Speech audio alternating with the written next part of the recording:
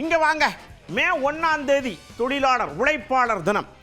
உழைச்சு ஓடா தேஞ்சு போன மனுஷையா ஒரு சுகதுக்கமும் அனுபவிக்கலை, அங்கலாய்ச்சிக்கிறாங்க. இன்னும் என்னெல்லாம் இந்த உழைப்பாளர்களுக்கு கொடுக்குறான். ஒரு பக்கம் வாழ்ந்துக்கிட்டே இருக்கு, ஒரு பக்கம் தேஞ்சுக்கிட்டே இருக்கு. எப்படி சமப்படுத்தலாம் அப்படின்னு கேட்டால் சொல்லியிருக்கிறாங்க. உழைப்பாளர்களுக்கு ஏற்ற மாதிரியே இருக்கு. என்ன உரிமை அவங்களுக்கு? உழைப்பு தொழிலாளருக்கு எந்த உரிமையுமே இல்லையே. நம்ம இருக்கிறதுக்கு ஒரு நிரந்தரமான இடம் வேணும்.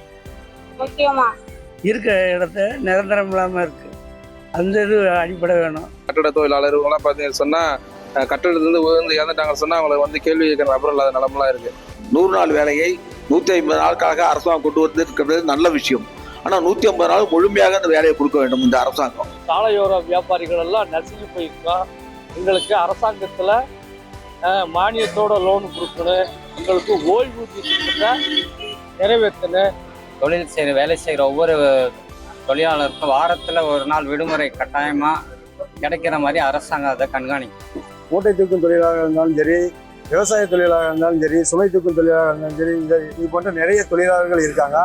எங்களுக்கு 2 வீலர் மெக்கானிக் தொழிலாளர்களுக்கு தனி நல வாரியம் வந்து அமைத்து தர வேண்டும் என கேட்டுக்கொள்கிறேன்.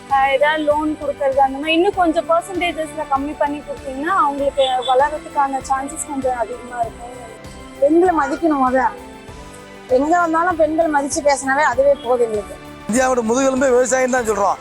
அவங்களுடைய அந்த விளைவிக்கக்கூடிய எந்த பொருளாக இருந்தாலும் அதுக்கு முன்னுரிமை கொடுத்து அவங்கள வாழ வச்சாலே போதும். தொழிலாளர் தினத்தில் எல்லாருமே சந்தோஷமாக இருக்கலாம். ஒப்பந்த தொழிலாளர் என்ற முறை இந்தியாவில் ஒழிக்கப்பட வேண்டும். தொழிலாளர்களுக்கு வேலைக்கான உத்தரவாதம் அளிக்கப்பட வேண்டும். அதே போல அறிவுசார் தொழிலாளர்களுக்கு சரியான ஓய்வு தேவை. எல்லாரும் உழைக்கணும்.